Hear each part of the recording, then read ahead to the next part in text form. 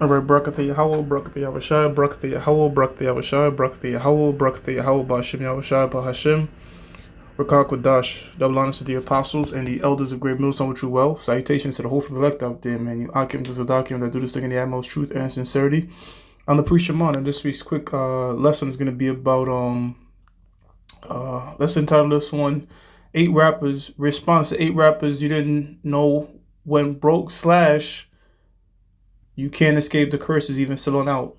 Or I might just call it you can't even escape the curses selling out. Pretty much as a response to a YouTube video, going into the fact about 8 rappers that, pretty much had to foreclose homes, didn't pay the money doing their jewelry, all that shit. Which the industry, a lot of it is a facade. You have to give off the image that you have a lot of wealth that you don't really have.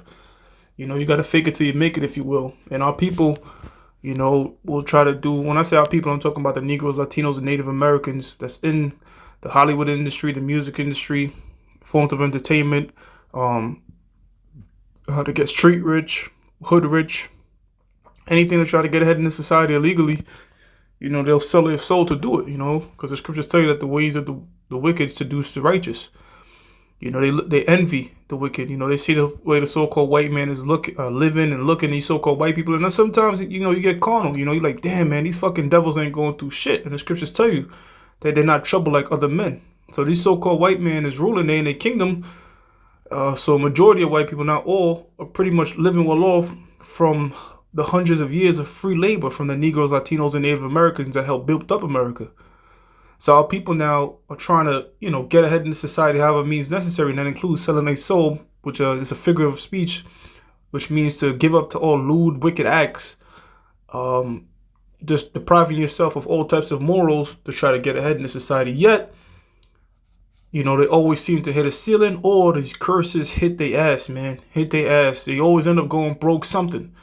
This is Deuteronomy 28:15. It says, but it shall come to pass, if thou wilt not hearken unto the voice of the Lord Yahweh, thy power to observe, to do all his commandments and his statutes, which I command thee this day, that all these curses shall come upon thee and overtake thee. And that's what happens, man. It overtake us. Remember, the Lord said, I'll visit the iniquity upon the 3rd and 4th generation. So we're paying for the deeds that we did in our past lives. And guess what? The Most High judged the nation as a whole. Because King David wasn't being wicked, but guess what? He went into captivity as well. So did the prophets. All right. So did the elect. The Most High judged the nation as a whole. So that right there cuts that whole I'm a nice white person bullshit. Because even if you let's use hypothetics. Let's say you're a so-called white person. You never heard a goddamn fly. It doesn't matter. If you're an Edomite, you're going to get judged as a nation because we were judged as a nation. You know what I'm saying? So our people are getting judged as a nation. I don't give a fuck what you do. Whether you're in the world or in this truth, these curses are going to hit you, and it's bitter when it hit. But when you have understanding as to why you're going through it, it helps you cope with it better. We understand why we're going through it, and it's just. The Most High is just. You got to pay. You got to own up for your shit. Verse 16, curse shalt thou be in the city, and curse shalt thou be in the field. And that's what we are, man. All right? We don't live in the best areas. Now, you might have certain jakes that are well off, but guess what, man? Some way or another, man, prosperity and adversity happens to us all, and people always end up to hit adversity some way, somehow. I'm not saying that there's not jakes that's not billionaires out there, but who's to say in the next life they could be a beggar on the street? You never know. It says, curse shall be thy basket and thy store, right? And that's going into our pockets, man. The book of Haggai, the 1st chapter, tells us that, man. You put money in a bag with holes. You damn near spend your paycheck in your mind. So our people, living in these harsh conditions and having in the back of your mind, having a royal mindset, wanting to live better than average and turning whatever type of situation into a type of luxury situation, you'll cut corners. What do I mean cut corners? You try to sell drugs, because school is boring as fuck, And, so-called honest living is hard as hell sometimes, man. The way you get taxed and shit. So Jake want to make money quick and the easy way, So that's how come my people always refer to music and try to be an athlete and that type of shit, because we're gifted, we're gifted, but, the scriptures in the book of Genesis, the 27th chapter tells us that, Esau's blessing was going to be the fatness of the earth. That's how come these so-called white people, primarily these so-called Jews, Amalek, in the Bible, they're living delicious, man, because all these rappers, guess who managed them? So-called Jews. The NWA, it ain't no gangster manager behind them. It was a so-called Jew behind them, man. All right, even J. Cole called these mainstream rappers what? Jew rappers. Because the so-called Jews are the one that push the agenda for people to be complete degenerates, man. And that's how you make it ahead of the music industry. You know, you got to make music about destroying your people, being a complete moron and an imbecile. That's how you get machine plays. That's how these industry push you. All right, so even if our people out there trying to make sincere, conscious music, you ain't gonna get far because this is Satan's world. All right, and you make your loads of money, but guess what? If you're not serving the Lord, you know, it's all in vain. Because you can't take this shit with you in the next life, but this truth you can. The scripture said it works through following. Matthew 6:24. No man can serve two masters, for either he will hate the one and love the other. Yeah, you can't be in this world serving mammon money, talisman, dollar system, all right, and call yourself being an Israelite, man. We've seen that with examples like Yaradan out there in hot land, as they call it. Nigga want to drive a Porsche and at the same time be a man of the Lord. You know what I'm saying? Now, if you was, you know, in the world, you had a successful job, and you actually have a luxury vehicle before coming to this thing, okay, I ain't gonna knock you, all right? Or maybe the Most High bless you with an extreme surplus. I ain't gonna knock you. But this guy was being a nigga, man. You know? And that's what you have a lot of in Israel. You have a lot of Israelites that are so westernized that they want to be a part of this world and at the same time be an Israelite, man. But this truth conflicts with things in this world. You know? And when you try to give over to the deeds of this world, Satan's gonna double cross you, motherfucker. Because guess who Satan works for? The Most High. Alright, and the Most High speaks about these curses. It says, for you and the ones of you that think oh man, the Lord ain't touched me yet, I'm doing this good and this, that, and the third. Well, guess what, man? You received your consolation. Guys like Floyd Mayweather, Jay-Z, Oprah Winfrey. You received your consolation already, man. So when the missiles come, that's gonna be your penalty. That's gonna be your judgment, you know? Even though these guys are Israelites, they don't have the truth. It says, for either he will hate the one and love the other, or else he will hold to the one and despise the other. And that's what's gonna happen. You sell your soul, you give yourself over to this fucking world, you start going to clubs and driving Maybachs and shit, you're gonna despise going out there and teaching in a brick ass code. You're gonna say, fuck that shit. I'm gonna be warm in my Maybach with my bitches.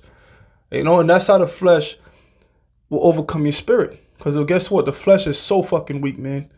So weak. It's so easy to go off. It's a lot harder to be spiritual. In fact, if you want to get ahead in this society and get all the bitches you want, just follow your flesh. Be as wicked as you want, and they will flock to you because they're owned by Satan. You know, Satan used these type of devices in the world as pawns and bait to trap the simple. Or else he would hold to the one and despise the other. You cannot serve the Most High and mammon. All right, so you can't be pussyfooting. You know, lukewarm Israelites, all right? Now you have secret disciples out there, okay? So if you're a secret disciple, let's say you're a famous person, Kendrick Lamar, primary example, all right? Okay, you know, you could be a secret disciple, but to a certain extent, all right? They're asking you to do something wicked that you did prior to this knowledge, that you used to do prior to this knowledge, and you gotta say, nah, man, I ain't gonna do that shit no more. You know, you might have been smoking coke and all this type of shit. Okay, you know, give me some cocaine. You know, sniff this shit. Nah, you can't do that no more. All right. You know, you have to use you have to use a very hard amount of wisdom. Not hard amount. You got like a higher level of wisdom, man. If you're gonna be a so-called prominent figure and still be a secret disciple, man, because a lot of these people in the upper echelons of the society do wicked deeds, man. So you want to, you know, eventually you're gonna want to distance yourself from them, man, because the scriptures talk about serving two masters. Either you're going to want to cling to this thing and say, fuck that, or you're going to want to cling to that bullshit and be a part-time Israelite, man, you know? And I'm here to tell you, no matter what you do anyways to try to have it easy on your flesh, these curses cleave onto our asses, man. Cleave onto our asses, even if you're doing right. Even if you're serving the Lord. Something's going to happen. That's just a part of it. That's a part of what we got to deal with, man, till the blessings come. Deuteronomy, the 30th chapter. Verse 1-5, man, everything's going to turn right side up, man. And these heathen nations, they're going to be the ones suffering these curses, having a hard time trying to keep the law and such, man. And we're going to be blessed to the utmost. You know? Proverbs 30:8, remove far from me vanity and lies. Give me neither poverty nor riches. Feed me with food convenient for me. So this is the type of mindset we have to have. We have to be content. All right, you have to be content, whatever your situation might be. The Most High might give a brother more income than another brother, but whatever your situation is, the Most High is going to give you just amount to survive for your situation. Prime example: if you have a brother with 5 kids, the Most High is going to work out some way, somehow that you're going to be able to manage them 5 kids, give you the budget to manage those 5 kids. And the same thing with a brother that have no kids, all right? The Most High is going to give you enough to manage your budget for you living on your own. You know what I'm saying? The Most High just does that. He gives every man accordingly. But you got to have faith. Even when shit looking rocky, you got to have faith. Like, look, the Most High is the one that put me in the jam, and he's the one that's going to take me out and maintain me. Verse 9, here's the point now. Lest I be full and deny thee. And that's what these niggas are. They full. Yachty, Jay-Z, Migos. These niggas don't think of the Lord. They thinking about their next show and how they could get a private jet. And say, who is the Lord? How about Shimei Shai? Or lest I be poor and steal and take the name of thy power in vain. So you don't want to be out there stealing, defrauding, snatching people chains and being a fucking stick-up kid. Right? You don't want to do that. Yo, but the heathens, they white people, I could rob their chains. Nah, man, you don't want to go around doing no shit like that, because guess what? You're going to put your ass in fucking jail, and now you can't even teach out there, you know? So you don't want to do no dumb shit like that. The primary thing to do is just be content. Pray to the Most High to give you contentment, man. You know, and again, if the Most High bless you, then he bless you. 1 Timothy 6:6. But the primary blessing we want is a spiritual goal, man. This knowledge, because that's what's going to keep us stable in the times to come, when gold and all this hoarding up cars ain't going to mean shit. Isaiah 33:6, man. This knowledge is going to keep us stable in those days. 1 Timothy 6:6. But godliness with contentment is great gain. See that?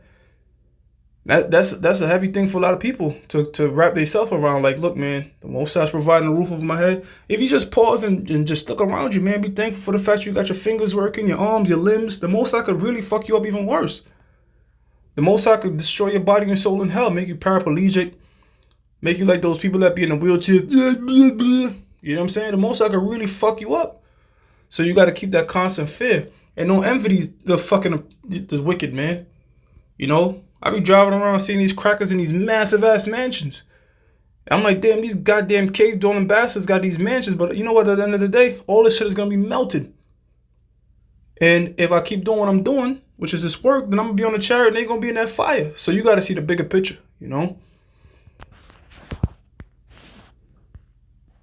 Oh, I gotta hit this point. Verse 7, for we brought nothing into this world, you know? You ain't came in with shit, and it is certain we can carry nothing out. That nothing is talking about carnal things. All right, because we're going to take this word with us. And the scriptures talk about maintaining our lot. Spirit of the prophets is subject to the prophets. So this knowledge really is above all that shit. Materialistic things that you can't take with you into the next life. Well, this knowledge is yours forever. So hold it and keep it. You know, fast to yourself, man. Like how you fasten a seatbelt, keep it tight. Or like the brother Lamadio always said, don't fumble this thing, man. You know? Having food and raiment, let us be therewith content, man. And that's what we are. We content. You know, just being content, and whatever happens, you know, just maintain our lot in this truth. Because we know even if you were to go over to the dark side and go back to the world, you'll never be the same person, man. And what's the fucking point? America is gonna be destroyed anyways, and you can't escape the curses the Heavenly Father's putting on you, man. So that was a quick point I wanted to hit. With that, I'm gonna give all praises to Yahweh, Ba'Hashem Yahushua, Ba'Hashem Rakakwadash, and double honors to the apostles and the elders of great millstone with you well, and salutations to the whole elect out there. You Akim to Zadakim that do this thing in the utmost truth and sincerity. Shalom and Yahweh Ba'Hashem Yahushua, Shalak Koryam, I'll call those that come against this word and those that try to flag this video. Shalom.